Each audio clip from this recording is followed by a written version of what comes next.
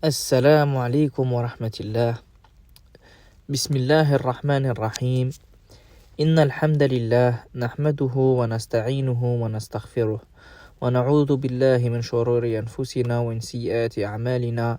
من يهدي الله فلا مضل له ومن يضلل فلا هادي له وأشهد أن لا إله إلا الله وحده لا شريك له وأشهد أن محمدا عبده ورسوله. يا أيها الذين آمنوا اتقوا الله حق تقاته ولا تموتن إلا وأنتم مسلمون. يا أيها الناس اتقوا ربكم الذي خلقكم من نفس واحدة وخلق منها زوجها وبث منهما رجالا كثيرا ونساء واتقوا الله الذي تساءلون به والأرحام إن الله كان عليكم رقيبا.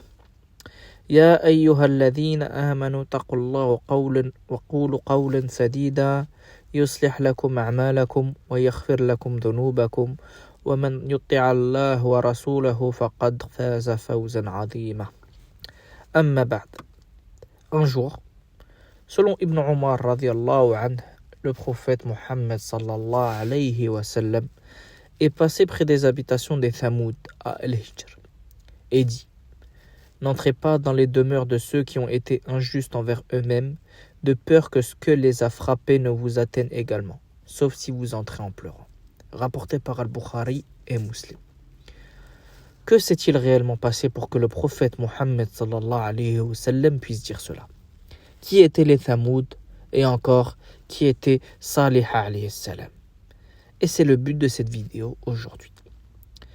Comme mentionné précédemment, depuis la nuit des temps, Allah a envoyé des messagers pour guider l'humanité. Ces prophètes avaient tous une mission commune: rappeler à leur peuple d'adorer un Dieu unique et d'abandonner l'adoration des idoles. Après le peuple de Ad, qui fut détruit pour leur arrogance et leur désobéissance au prophète Hud alayhi salam, un autre peuple puissant et prospère émergea, les Thamoud. Les Thamoud, eux, vivaient dans une région appelée Al-Hijr, située dans le nord-ouest de l'Arabie. Ce peuple était connu pour sa richesse, son intelligence, et une de leurs caractéristiques, qui fut une des raisons de leur arrogance, c'est qu'ils vivaient extrêmement longtemps, au point que leurs maisons se dégradaient avant qu'ils aient rencontré la mort, subhanallah. D'où s'est révélée une maîtrise de l'architecture. Ils sculptaient leur demeure directement dans les montagnes, défiant ainsi les lois de la nature, et leur civilisation semblait invincible.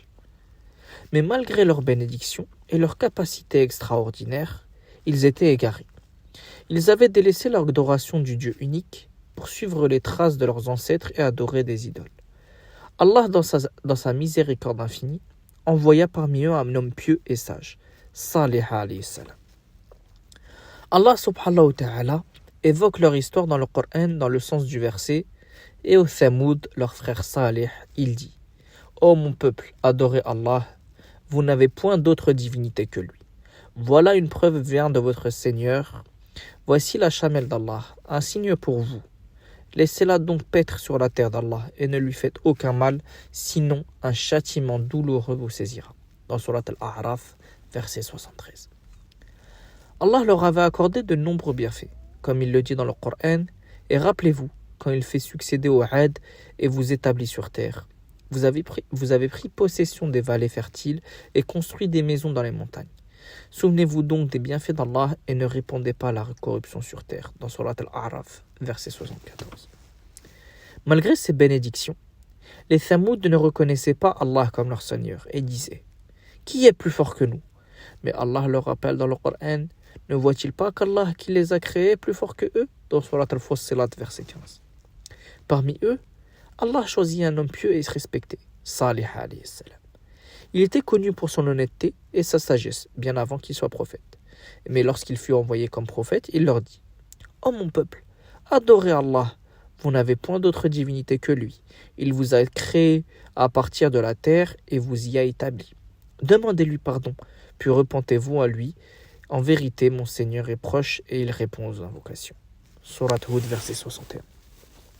Mais au lieu de l'écouter, la plupart de son peuple le rejetèrent et ils disaient: Ô Salih, toi qui étais parmi nous, quelqu'un que nous respections. Es-tu venu pour nous interdire ce que nos ancêtres adoraient? Nous sommes dans un grand doute au sujet de ce à quoi tu nous appelles, dans Surat Hud, verset 62. Donc il discréditait son message, malgré qu'auparavant, il le considérait comme quelqu'un d'honnête. Bien évidemment, il est important de rappeler que les prophètes furent les plus éprouvés. Parmi les hommes, bien évidemment avec un grand H, et que tous les prophètes ont subi des situations invivables. Pour le prophète Salih, l'histoire se répète, et beaucoup ont discrédité son message. Seule une petite partie de son peuple crut en lui. Les autres se moquaient et disaient « Tu es juste un homme comme nous, apporte-nous donc un miracle si tu es du nombre des véridiques » dans Surat Ash-Shu'ara, verset 154. Et c'est à ce moment que les notables de cette tribu eurent une idée, pour en réalité prouver que Salih alayhi salam était un menteur. Les Thamoud demandèrent un miracle à Salih alayhi salam et lui dirent de faire sortir une chamelle vivante d'un rocher. Subhanallah. Allah subhanahu wa ta'ala, par sa puissance, leur accorda ce miracle. Salih alayhi salam invoqua son Seigneur et le rocher se fendit. Une énorme chamelle en sortit avec son chamelon, exactement comme il l'avait demandé. Surtout qu'ils ont été très précis en précisant justement son pelage. Elle devait être ainsi et comme ça et comme ça. Allah subhanahu wa ta'ala donc décrit ce moment dans le Coran. Voici la chamelle d'Allah, un signe pour vous, laissez-la donc paître sur la terre d'Allah et ne lui faites aucun mal. Surat Al-A'raf, verset 73. De plus, selon les exèges de Ibn Kathir et At-Tabari rahimahumullah, Allah subhanahu wa ta'ala a donné des règles aux Thamoud concernant cette chamelle. La première, comme mentionné explicitement dans le Coran, ne pas lui faire de mal. Il était interdit de la tuer ou de la blesser. La seconde était de la laisser paître librement et de ne pas la déranger. Et la troisième était, un jour sur deux, laisser cette chamelle boire toute seule dans le point d'eau, et les autres jours, c'était l'autre bétail qui appartenait à la tribu.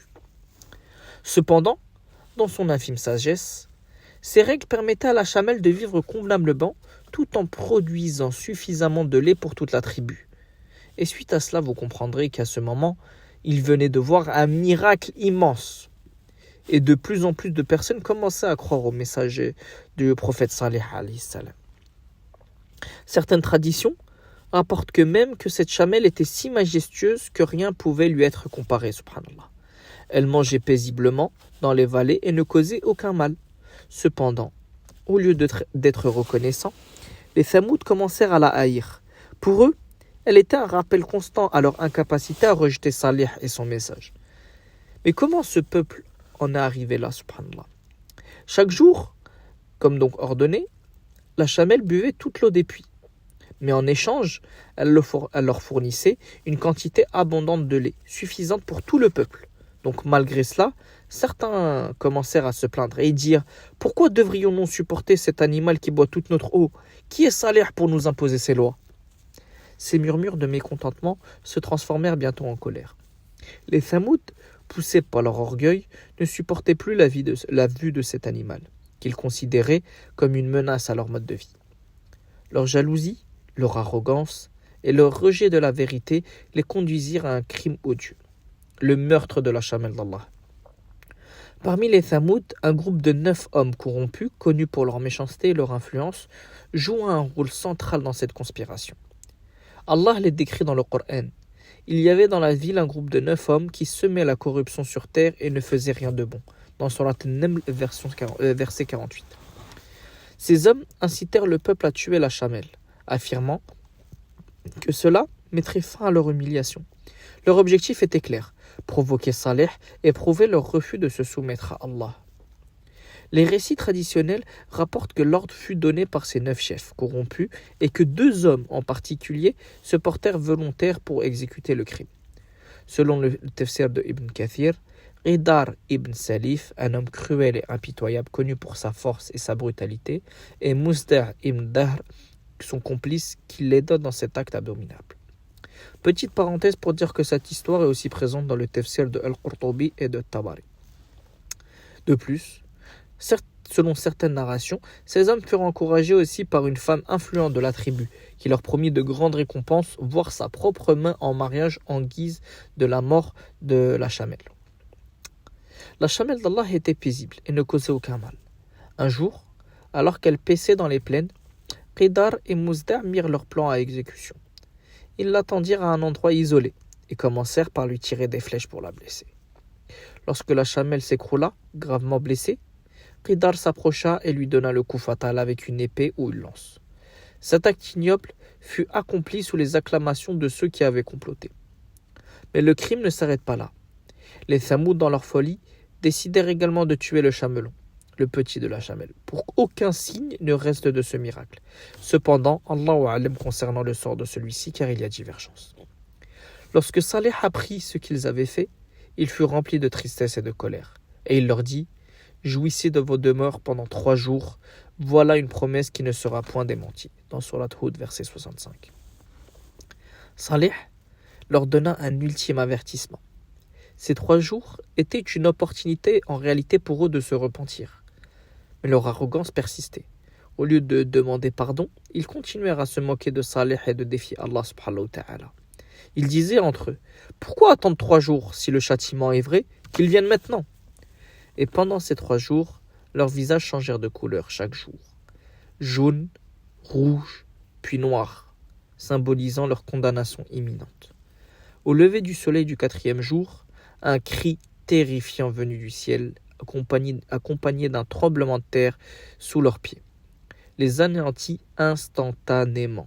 Ils moururent tous, sur place, figés dans leur demeure, incapables de bouger ou de crier. Subhanallah. Seuls Saleh et ses fidèles furent sauvés par la miséricorde divine. Et on peut même ajouter qu'au moment où les Thamouds avaient vu leur visage, certains dirent qu'ils avaient commencé à creuser leur tombe. Et ils furent frappés par un cri venu du ciel et les voilà éteints, dans Surat Al-Qamar. Et enfin, pour conclure cette histoire, et cette vidéo évidemment, je vais vous inclure des photos concernant les habitations des Thamouds, mais aussi quel enseignement pouvons-nous tirer de ce récit, comme des récits précédents, car en réalité ces histoires nous permettent de retenir certaines leçons des peuples précédents, mais aussi de pourquoi les messagers ont été envoyés pour l'humanité. Awalan, l'arrogance et la désobéissance conduisent à leur destruction. Les Thamouds avaient tout pour réussir, comme les Aad finalement, mais leur orgueil les perdit. Thaniyan, donc deuxièmement, ne sous-estimez pas les signes d'Allah. La chamelle était un miracle, mais ils la traitèrent comme un obstacle à leur confort. Et enfin, le repentir est toujours possible, car même après leur crime, Allah leur donna 3 jours pour se repentir, mais ils refusèrent. C'est pour cela qu'aujourd'hui, je vais faire une petite parenthèse sur ce sujet avant de finir cette vidéo, et nous allons parler d'un sujet essentiel pour tout musulman qui est le repentir, ou tawba en arabe. Le repentir est un acte d'adoration puissant, une miséricorde offerte par Allah pour purifier nos âmes et nous rapprocher de lui. Peu importe la gravité de nos péchés, Allah, dans sa miséricorde infinie, nous invite à revenir vers lui. Écoutons cet appel, car le repentir est un chemin vers le pardon, la sérénité et le succès dans l'au-delà. Allah nous commande dans le Coran de revenir constamment à lui.